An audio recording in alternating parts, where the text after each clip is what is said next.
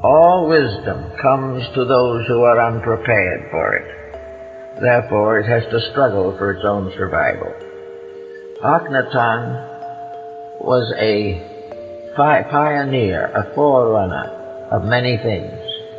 He was a king who never assumed any of the regent powers of empire. He was a king who walked along the side of the Nile with the farmer and put his hand on the plow that made the heart of Crusades possible. He was the one who is pictured in art with his arm around his wife, the only one we have in Egypt who is shown in this position, and surrounded by his children. He was a father, and when he referred to his queen Nefertiti, he said, "My queen, who is myself." He is represented always as a gentle, kindly soul. He was also one of the first to advocate women's suffrage and to declare the absolute equality of the sexes. He is also the first to declare a strange kind of divine wisdom, the wisdom of the Aton. Instead of the worship of Amun-Re, Akhenaten worshipped the Aton and changed his name so it would include the symbol of the solar disk.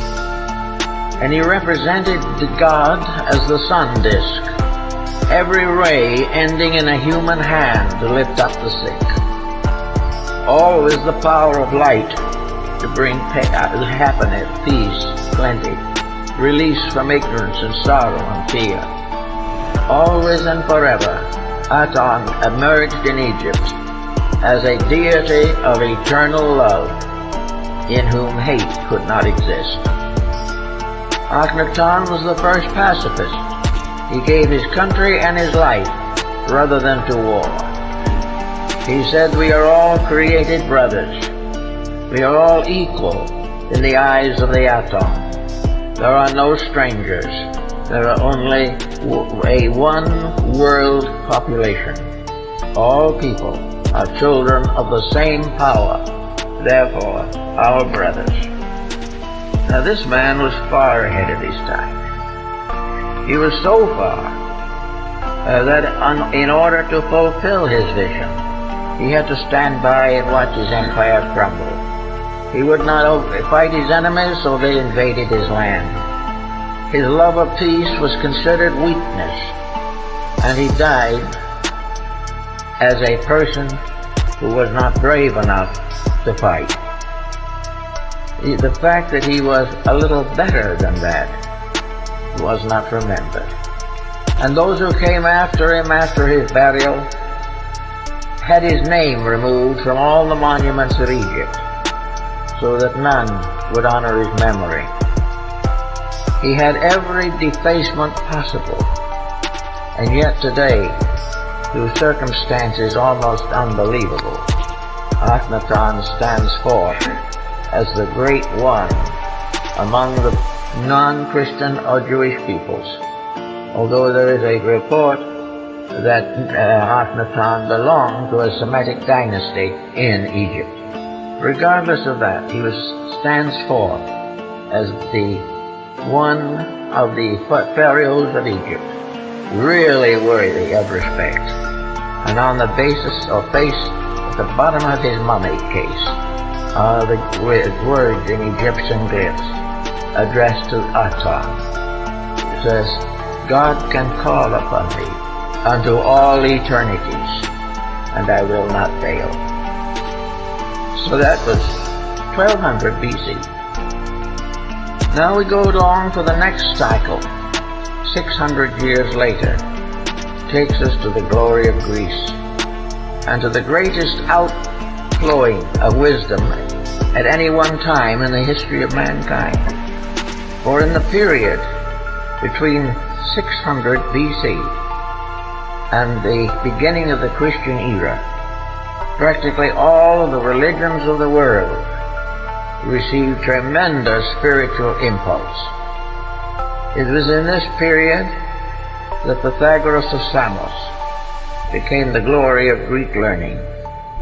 He was the one to whom we are indebted to most of the secrets of mathematics, and his 47th proposition is one of the most famous mathematical formulas in the world.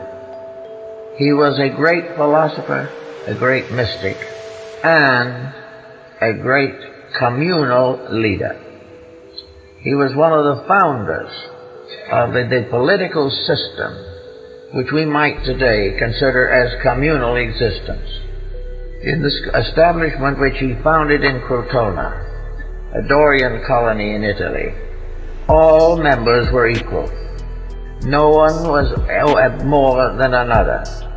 All shared their goods in common. All shared their beliefs in common. All rose at dawn to sing their hymns to the rising of the sun.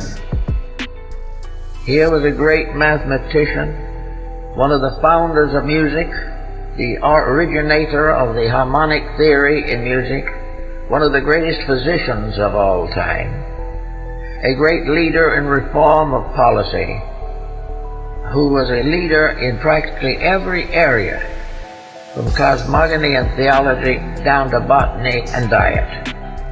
This wonderful person was one who brought upon himself, as usual, the animosity of those around him. He refused to accept a rich man's son because the person was not morally fit. And in revenge, this rich man was able to cause a group to move in and destroy the Crotona Institute with fire and burn the master and many of his disciples to death in the ruins. This was the reward for progress, for trying to do something worthwhile. This was also the time of the last Zoroaster, Zoroaster Spitama, the one who brought these Avestas and many of the great secret and mystical writings to the world, and who tremendously influenced the Hindu theologies from almost every point of view. He was the son of the fire. He believed in the worship of fire.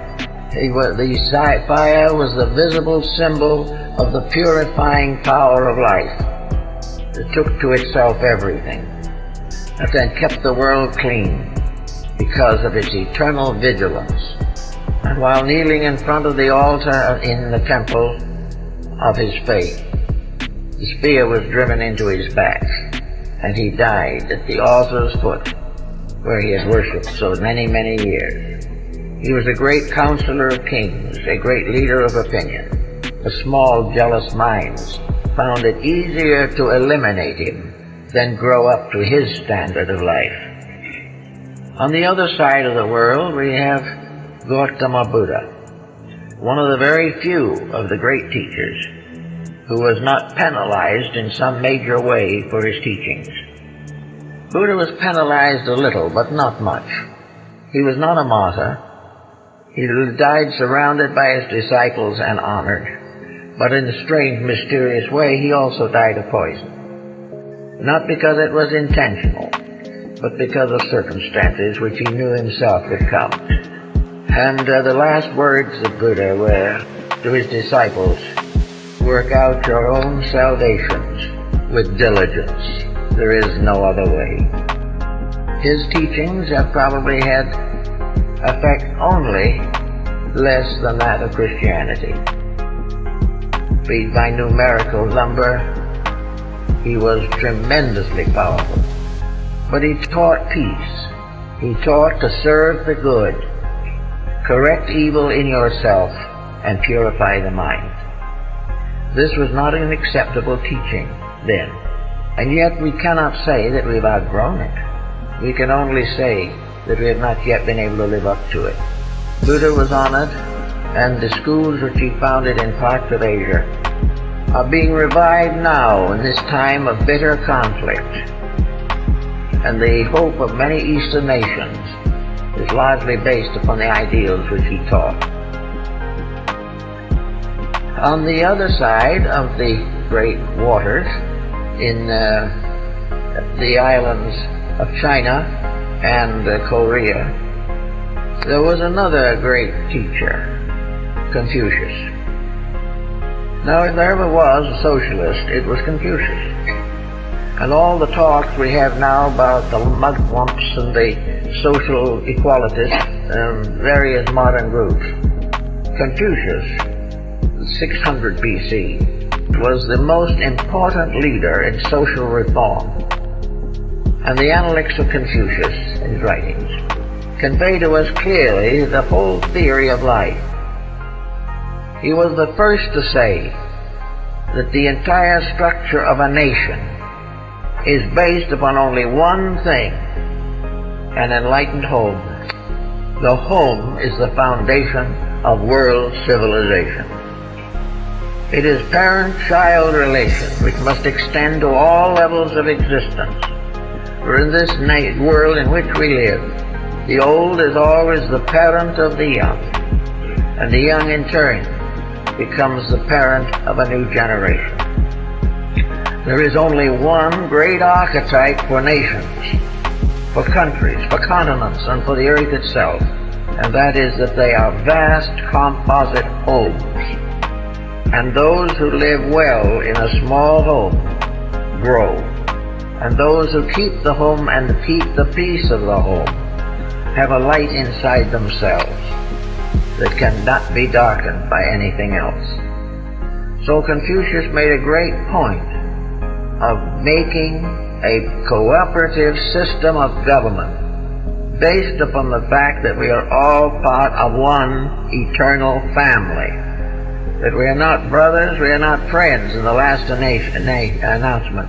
We are the children of the eternal.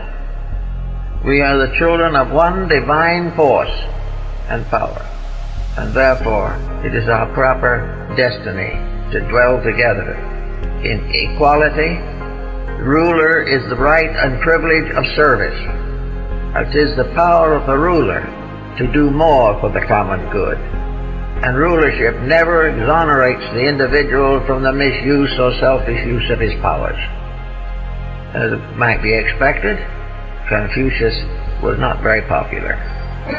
He was popular to those who knew him, but to the others, he was standing in the way of personal ambitions.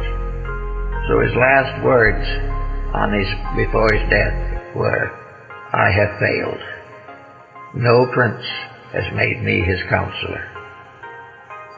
So he passed on, and today, throughout China, there are shrines and temples to his memory. But in these buildings there are no portraits of the teacher, simply his name. And maybe in the gardens or lying around outside, the great rows of tablets upon which his truths were written for eternal time. Well, one thing that Confucius didn't understand was Taoism. He was never able to understand Lao Tzu, his contemporary but slightly elder man. To him, Lao Tzu was like a dragon writhing in the sky. He was something unbelievably mysterious. A strange man who was born a slave under a tree in the orchard of his lord. He was in person self-educated, never went to school. He would have sat on the side of a hill looking out into the haze of China, and there he saw in himself or in the mountains or in the skies the mystery of eternal Tao, reality, that which is forever the same. And he said Tao is the same thing as life itself. Tao is living, is humanity, is worlds, is the formation of things. It is like the rain, for the rain falls upon the mountains, gathers in the streams, descends into the rivers, and finally passes into the seas. Thus is the course of all that lives. But in the sea, the sun picks it up again, carries it back to the top of the mountain, where it falls again as rain. This is the cycle of existence. This is that which can never be changed. This is the forever flowing. And it is this forever flowing, this movement of life, this strange dance of life, that is the real mystery of human existence. That all things must in a due time and in proper time come to recognize that instruction is an inner mystery by which in due course the individual becomes aware of and united with the great motions of infinity. Lao Tzu wasn't very happy either. So in the later days of his life, discouraged and darkened by his times, the wars and strifes of his people, Lao Tzu sat on the back of an old water ox and rode out of the north gate of China into the great desert of Shamu, the desert of Gobi. And he went forth, according to his own words, to the fabled land of the immortals, where human beings live together forever in peace and in mutual usefulness and mutual thoughtfulness. And he never came back. So there was another one of these teachers about whom the mysteries of life go on and on and on. We also have others, for it was in this same period between 600 BC and AD 1, we had the great school of Athens. We had Plato and Aristotle and Socrates. We had all that glorious group. I remember here in Los Angeles, when some years ago, extracts from Plato's Republic were published on the front page of the daily newspaper. The things he said, the beliefs he had, his concept of how to solve the problems of society. These were magnificent examples. He talked a language which only a few really understood, but those that didn't understand it were still deeply moved and inspired by the words. Also, we have a more deliberate and more cynical type of mind in Aristotle, who starts, however, his great essay on the metaphysics with the simple words, all human beings want to know. They want to understand.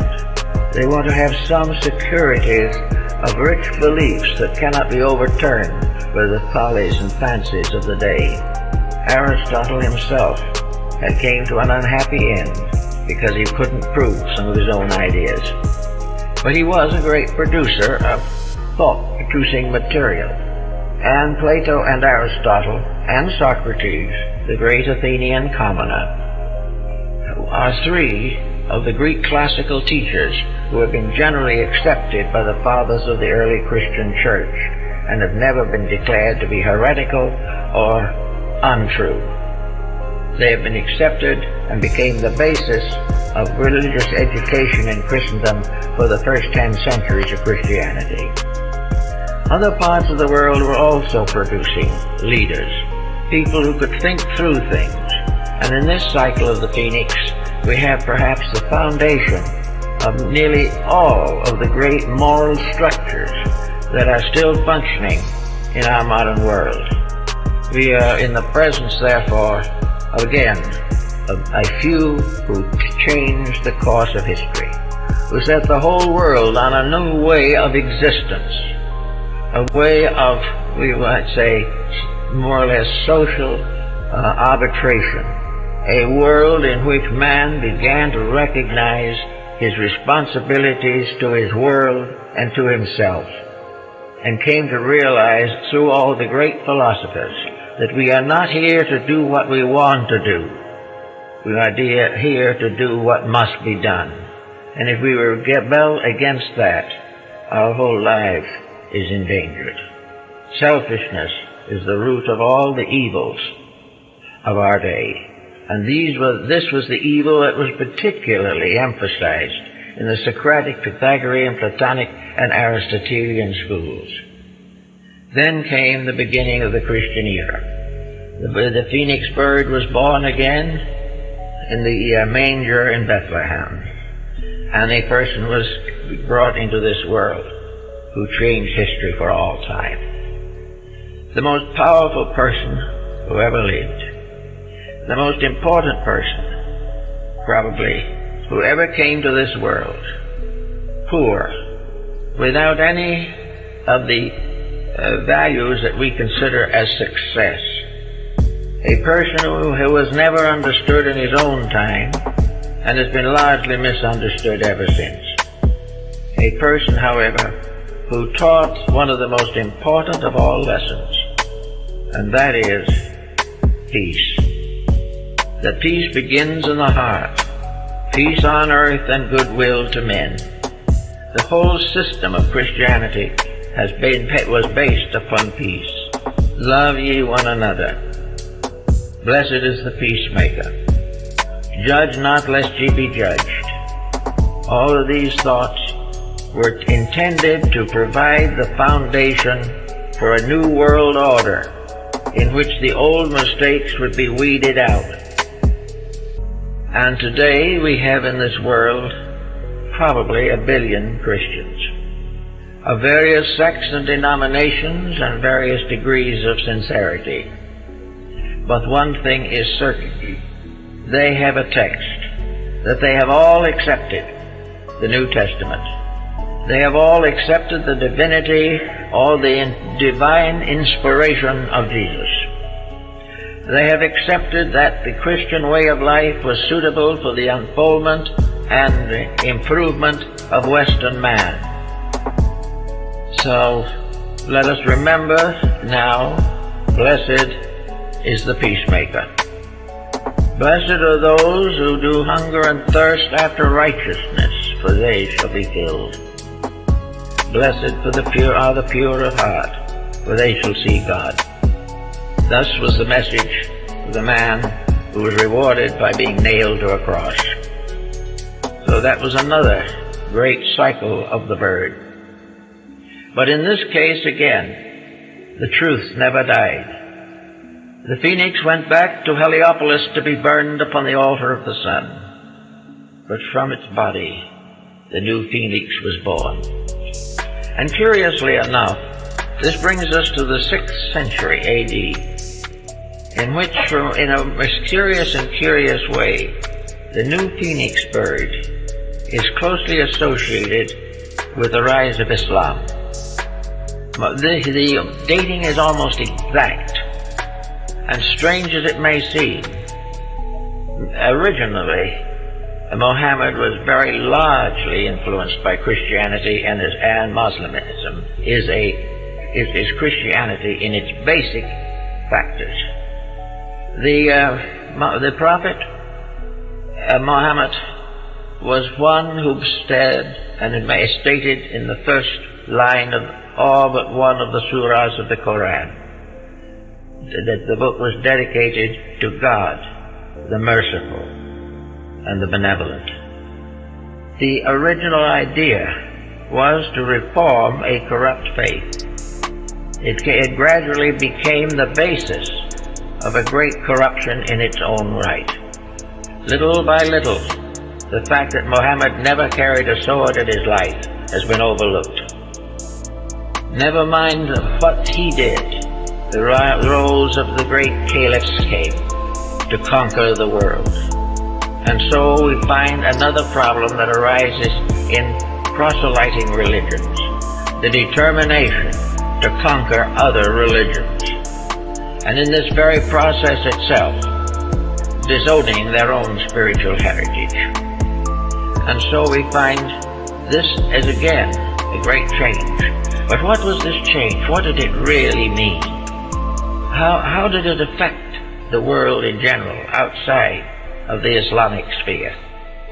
It was to spread even as far as the Western Hemisphere, where it has a strong footing even today. But this particular problem, what does it mean to us in our present basic relationships with life? I think it began the opening of the world.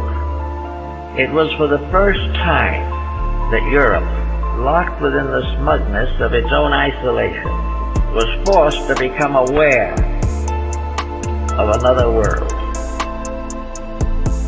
It was also to the safety and security of the Muslim caliphs of Baghdad that the physicians, the lawgivers, the educators, the religionists, the mystics of Christianity fled to escape persecution.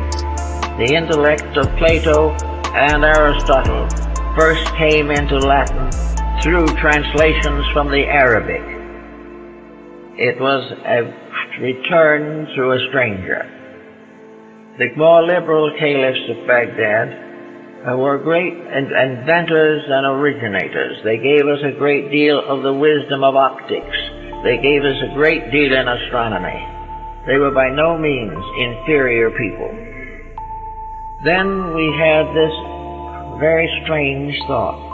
Up to that time, up to the time of Muhammad, there was no conflict with Christianity of any importance. But with the Christianity confronted by Muslimism, great changes began to take place in both groups. And out of it came probably the first early post-Christian world as we know it. A world of culture, the return of education, the gradual end of the Dark Ages in Europe, the recovery from isolation, the establishment of great universities in Spain, and all of this opening up of things that was gradually to lead to a one-world search for knowledge, a one-world recognition of interdependencies, so that in a way the Muslim situation was perhaps more important than we realize. And it also must finally come to peace with its own teacher and must gradually restore the integrities of the Prophet himself, a man who was wise enough or good enough to hold a unique truth in his own life. In Muhammad's case, his first convert was his own wife, and that speaks for something. It speaks for a great deal. The next cycle of the Phoenix began in the 12th century. In the 12th century, we have Richard the Lionhearted leading the Crusades for the liberation of the Holy Land. The Crusades were the greatest fiasco in history, a complete failure as far as taking control of the Holy Land is concerned. The Crusaders finally had to come to terms with Islam because they were defeated completely.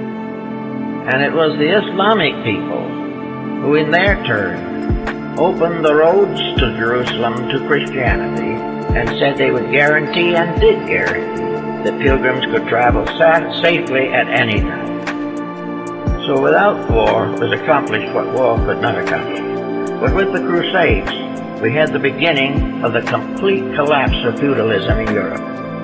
Europe moved at that time clearly into the environment which was slowly to build up until it made possible our modern world. We find that in the case of the Crusades, the flower of European manhood, 70 kings and princes went on the Crusades, carrying with them their entourage, their troops, their wealth, and what was left behind was the ladies. And at the time the ladies were left behind, they began to make a few renovations on their own cars. One thing, I suspect, they gave the castles a thorough house cleaning, which was more or less in order.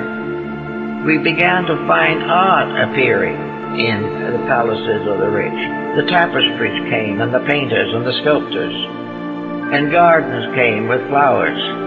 And while these princes were out there dying on the bloody sands of Arabia, these characters, the women at home, called in the troubadours and the poets and the literary geniuses, the artists, and developed a strange, rather sensitive, genteel world, a world that had never been known before. And when those who survived came home, they found they came into a different environment than what they left.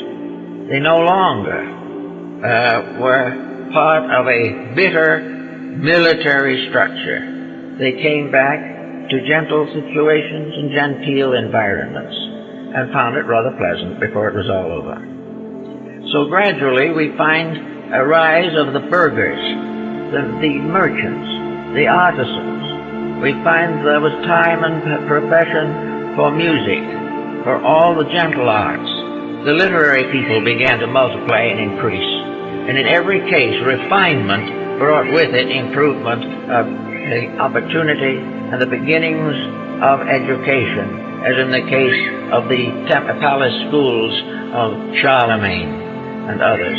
The troubadours came in, the priests of beauty and the developers of the great concepts of the rituals and rites of human happiness.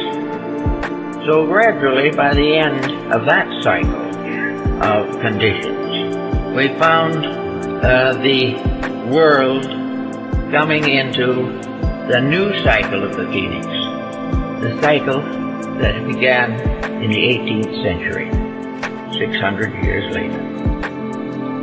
And this cycle of the Phoenix is very unusual. We remember, for instance, that the eagle or some similar bird was the bird of Akhenaten. We know that the eagles were the birds of Caesar. We know that the eagles were on the banners of the Crusaders, and now the eagles take on a new flight, first as the crest of Napoleon. Here was the descent of one line, the eagle level of the Phoenix, which was not all that might be desired. But we find the French Revolution and the rise of Napoleon as, we might say, the complete end of feudalism. From that time on, nations began to emerge and relieve themselves from the pressures of miserable overlords and aristocracies. Little by little, after the fall of Napoleon, the system of democratic government began to emerge. It developed in Switzerland. It was part of the Calvinistic teachings. It was developed in various parts of Europe, Lord Bacon and his reforms and all of this type of thing. They now have, in the 1800s, an explosion of progress. We have the great progress in economics, in science, in philosophy, in humanities, in policy, in profession. All these things changed. The emphasis also upon freedom came with a tremendous crash. The various peonage systems of the enlightened world were brought down. Equality of opportunity came in. Proper employment instead of slavery. Slavery was abolished in both England and the United States and most other countries. So gradually, this beginning in the year 1700 or 1800, began a complete change in our viewpoint on almost everything, with the rise of industrialism and the rise of a vast assortment of commodities. Here we also have the beginning of leisure, luxury, the right of people to enjoy themselves. Transportation came, communication, entertainment was highly specialized. The whole world moved from an old basis to a new basis. Napoleon was indirectly responsible, not because he had any real intentions of doing anything like that, but he did establish a new perspective and made way for the rise of the French Republic. His little period of being an emperor faded very quickly, but the power of the imperial pattern in all parts of Europe began to fall. So beginning around the year 1800, the New World came into existence.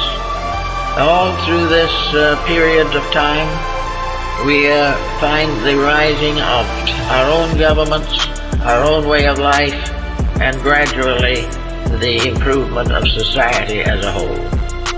So we have our troubles and we make our mistakes, but this mysterious pattern of years was predicted and established in the times of ancient Egypt, or probably earlier. It was something that nature itself produced. Now it's interesting, and a little bit more comes into this picture at the present time, because we have the transit of Pluto through Scorpio. Now this is another phase of the matter entirely. But we know that the Scorpio constellation in ancient symbolism had 4 different symbols assigned to it: the scorpion, the serpent, the eagle, and the phoenix. They were in ascending order of quality. They were all very important, and they all have to do with something that is coming around at this time. Now, many efforts have been made to determine what changes this transit is going to cause. Well, the opinion at the moment, and more or less supported by antiquity, is that Scorpio is the throne of the planet Pluto. Pluto, because Scorpio was the ancient constellation of death and the afterlife. And of course Pluto, or Hades, was the deity of the afterlife, and therefore the power of transmutation and change. As he is placed at the present time, he tells us something, because Pluto, if it is the ruler of Scorpio, is essentially dignified in Taurus. And those 2 signs have been the beginning of astrological research, have been closely associated with wealth. They were the signs of money. They were the signs of the plutocrat, of plutocracy, and of all the accumulations of those things which you can't keep very long, but you can leave them behind to ruin the lives of your descendants. But as the lord of the underworld, we must remember that Plato pointed out very clearly that the underworld is not a place where you go when you die. It's the place you came to when you were born. This is the underworld. The material universe is the underworld. And we are all here paying some kind of purgatorial debts. And most people will agree on that now. That we're here for some retributional purpose. There's no other way of explaining how we can get into the troubles we get into. But if we are correct in the general assumption, then the next sign in the cycle of where Pluto is coming in at this time is that there has to be a complete change, a move away from the idolatry of wealth. Now, we won't do it if we can help it. There's no question about that. We are the only people probably in the world who would likely want to go down to eternal darkness with the checkbook in their pocket and a bank book in their hands. But as the old days of the gas balloon, if you want the thing to go up, you've got to get rid of ballast. And in this case, our economic theory is the deadly enemy of progress. We've done everything we could to make it impossible for us to be happy. Also, that it's impossible for us to be really proud of ourselves and get over the humiliation of our realization of our own misdeeds. So in this particular cycle, the cycle that goes from 1800 to the next 600 years, which would make it about 2400, in that cycle, the great renovation has to take place. That has to be the next grand cycle in the restoration of human values, the next great step forward in the evolutionary cycle. And it is already beginning to show up pretty clearly. We are almost through with the first 200 years of that cycle. Anyway, we're getting into it. And getting into it, we're getting into trouble at the same time. We're getting into trouble because we are fighting desperately to hold on to mistakes. We are striving to get a world that we can control by our own wealth or material strength, or perpetuate by armament. The entire concept of the age of the liberators is against this. The whole purpose of modern civilization in its essence is to apply the wisdom of all times to the problems of now, and do it as quickly as we can, to gain a greater and fuller realization of the solution to the problem. Now we have all kinds of potential solutions. We hope new legislations, new elections, and so forth and so forth. But the problem is not in that level at all. It is in the concept of reward and punishment. Poverty is punishment. Wealth is reward. And while this standard exists, peace can never come to the human family, because we are not here for that purpose. As we go along and look about us, we will see a whole series of situations arising which are very reminiscent of the account of Dante's visits through the Inferno, in which Virgil is his guide. He goes through the Purgatorio, and he sees everyone suffering by doing the things that they did while in the world, but discovering they are useless, that they are taking nothing with them to prepare them for a better way of life, that they all die bankrupt, with a very few exceptions. And in this bankruptcy, the afterlife is one of sorrow, regret, and realization of mistakes. But in the course of time, Dante is carried upward to the Paradiso, where he is united in the vision of the holy city upon the petals of the cosmic rose. Here he finds the way of virtue and comes to final union with his own soul. So the period we're working now has to do with this. Long ago, Paracelsus made prophecies concerning this cycle, and so did Nostradamus. And both of them assumed, more or less exactly, that after the turn of the present century, there would be a great emergence of values. A great wisdom would come, a kindly wisdom, a wisdom that was simple enough for the child, but deep enough for the sage. And there would be a good government, and the Paraclete, the Prince of Peace, would rule over a world that had returned to virtues and integrities. We certainly can hope and wish that this is going to happen. And we can also hope and wish that everything that we do in our daily living will, so far as is possible, help to bring this better way of things to fulfillment. Now nature, of course, represented by this phoenix cycle, has much to do with this. And I think those who are reasonably conscious of world conditions will realize that we are definitely moving towards an inevitable change. That no matter what we do, we're going to have to outgrow some of our mistakes. That we are gradually destroying our own planet. That we are destroying the values and the qualities and the convictions which make survival possible. So for the first time, perhaps, we're going to be grateful for the bomb. We're going to be grateful for a lot of things we didn't believe in, simply because these things are forcing home to us the absolute need of the improvement of our own way of life if we wish to survive. It is now a choice between annihilation and survival. And of course, down in the heart of ourselves, we know that nature does not intend us to perish. If it had intended us to perish, it wouldn't have created us in the first place. Nature makes no mistakes.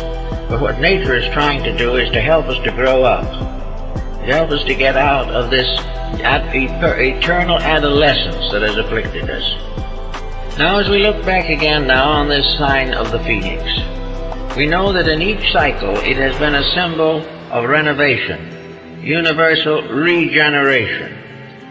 It has given us most of the societies, organizations, and mystic groups that have been working for ages upon the reformation of human character.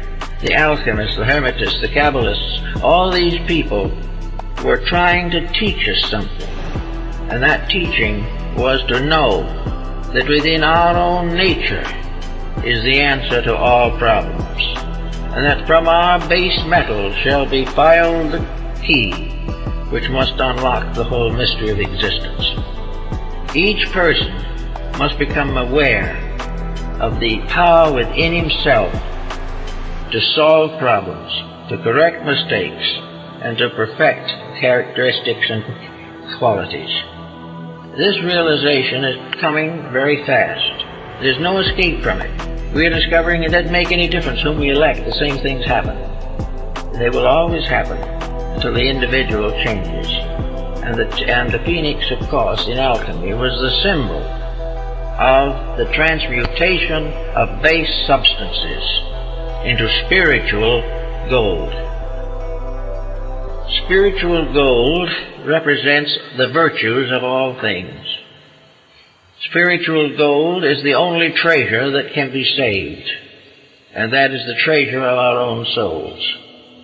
The spiritual gold is that which transmutes the base metals of ignorance into the pure substances of enlightenment. Alchemy is not only a mystical formula, it is a very physical formula, because it takes place every day in the human body. Every mouthful of food that we eat has to go through an alchemical transformation before it can nourish us. Every law, every pattern, everything we do must in some way be transformed from a base substance into a great possible and potential virtue. The reformation of education is not its destruction, but its redemption. The same is true in every way of life. And of course, many people would like to see all these things happening as soon as possible. But the one thing we have to bear in mind is that the only creature whose destiny we can completely control is our own. Man himself, the human being, has the right to make any changes that he feels to be necessary for his own growth and development.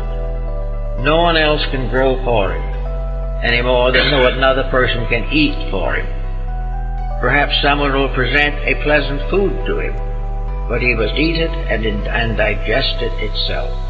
The food of experience must be eaten by the person who experiences, and from this must be transmuted the wisdom of better living.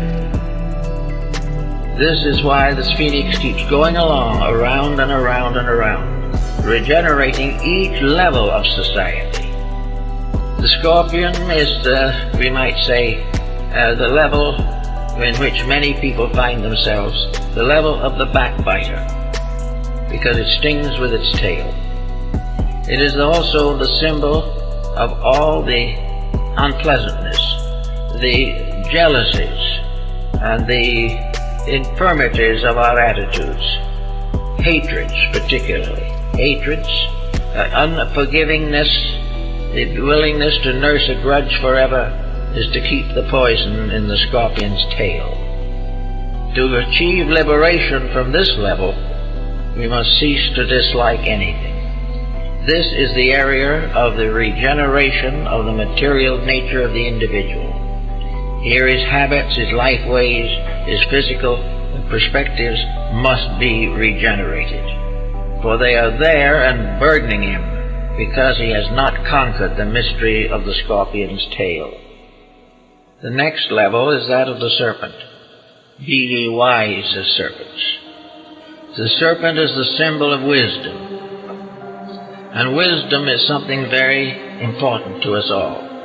It occurs in the scriptures of all peoples and in all nations. The serpent is a symbol of ancient times of enlightenment, but it was also a realization that the secrets for which it was the symbol, if abused, the serpent becomes a thing of poison.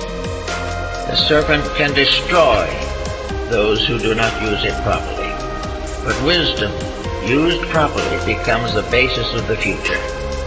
Wisdom abused destroys the person who holds on to it. So they have the problem of overcoming the negative aspects of knowledge, to correct the ignorances in ourselves which are maintained by prejudice, and come closer and closer to the realization that it is our right to have, keep, and use the accumulated wisdom of our race.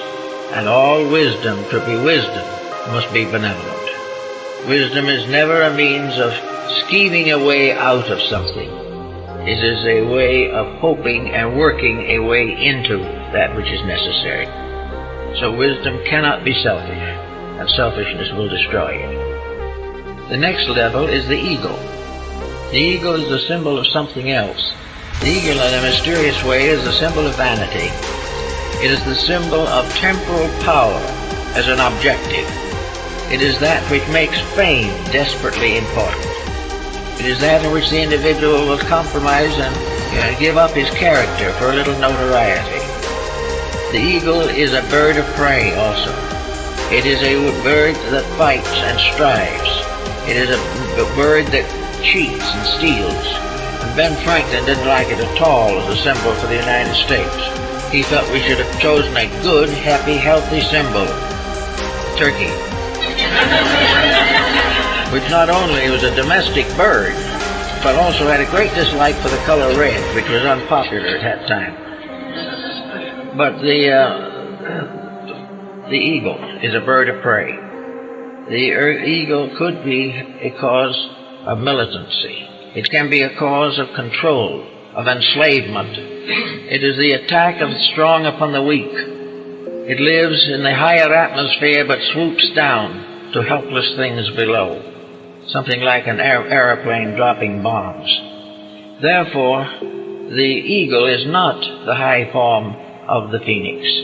It is part of it because it is strong, and it has vigilance, and it has certain attributes, but it is not part of an esoteric or mystical approach to things. The final, therefore, is the phoenix, in which all of these lesser qualities, transmuted, become the symbol of the reborn person, in which all of the faults, weaknesses, and failings have been experienced. The individual has passed through the rituals of self-improvement. The individual has finally made a dedication to the service and to the continuance of that which is right. Therefore, the phoenix is that symbol in which all lesser qualities have given the best parts of themselves and then have waited for the great transformation and transmutation. The phoenix is therefore the symbol of illumination, for it is that which rises in the consciousness of the human being when he has outgrown his own smallness. It is a symbol, therefore, of the victory of eternity over time, the victory of life over death, the victory of truth over error. Now, these are symbolic terms. We do not know the full meaning of any of them, but we do know that each day, as we try to grow, that something on the outside gets better, and something on the inside receives a strange benefit. The internal rewards the external. The individual with better control over himself likes himself better in the long run. All the virtues that we cultivate help us to achieve a realization of the supreme virtue, which is, of course, the complete dedication of the individual to the purpose for which he was created. Now, we might think, of course, that such dedication will be very dull and difficult. Some people seem to feel that virtues take all the pleasures out of life, that the individual who is constantly trying to be good is like the dieter who is constantly trying to get thin and miserable doing it. The fact of the matter is, in the alchemical and mystical sense, the attainment of the transformation or transmutation is not a dull procedure. It is not something that takes all the pleasure out of life. It rather simply transforms and elevates pleasure. It makes happiness a great thing, rather than a passing mood that must be destroyed by tomorrow's misfortunes. It gives a great sense of achievement to all things, and yet with an appropriate modesty. It makes the individual not only greater, in his own realizations, but more gentle in his acceptances of the relations of others. Everywhere, the true transformation makes life happier, brighter, fuller, more rewarding, and a more adventurous experience, but always in terms of a virtuous attainment of value, so that the cycles of the phoenix go on. There'll be another set of cycles, just as there were these. But in each case, the cycle brings with it a major step forward in the development of the human being and the world in which he lives. It seems to remind us that we are never quite alone, that when it looks like everything is left in our own hands to make as miserable as possible, the laws still work. The rules of life are unchanging, and each form of life as it evolves passes through the 4 ages of the phoenix. Each form of life has to grow in the same way, grows from a seed or a beginning to its final fulfillment. And in this sense of the word, we each of us have the right to take the same attitude. We can take a mistake such as an animosity. We have an enemy. That's on the scorpion level. Wisdom tells us it's not doing us any good. That is the serpent level. The ego says we must do something about it. Maybe we're going to have a little heart-to-heart talk, or even get a little unhappy over it. But something has to be done about it. And finally, the order of the phoenix is that all these antagonisms prove to be misunderstandings, and that in the realities of things, love, peace, kindness, and friendship are eternal. This was a sort of dream of antiquity. That's the way they thought it should be. And I just wonder whether that's not pretty reasonable good sense, that we all should be thinking a little bit in that direction. Thank you very much.